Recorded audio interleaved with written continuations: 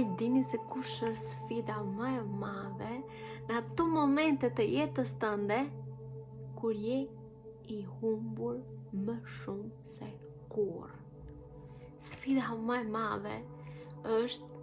besimi yt, besimi që ti doja dalësh, besimi që nga gjithë kjo stuhi, nga gjithë kjo përhumbje, nga gjithë kjo humnere errë që ka kapluar çdo qelisë tënde, do vi një ditë që do shqetësohet, do qartësohet dhe do shikosh një dritë në fund të tunelit, apo do shikosh një dorë që të tërheq drejt rrugës së duhur. Por momentin që besimi yt lëkundet, besimi yt kompromentohet, zgjidhja është shumë e vështirë. Përhumbja merr më shumë fuqi. Përsa ai besimi yt i verbër, i palëkundur, që të ndihmon ty në çdo hap tëndin të vështirë ti të ecësh përpara, edhe në ato momente kur askush nuk beson tek ti, tek ëndrat e tua, te vizionet e tua.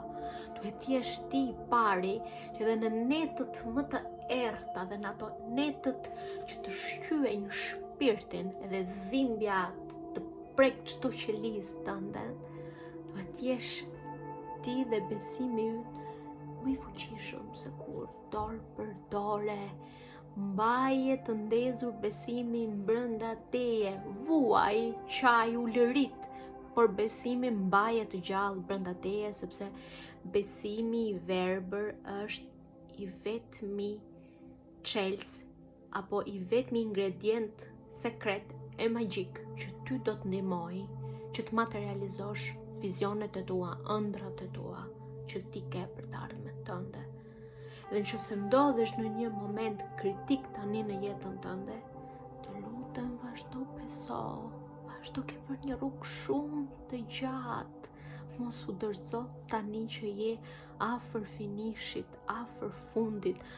afër atij momentit që do shpërthesh si një lule. Të lutem mos u dorëzo.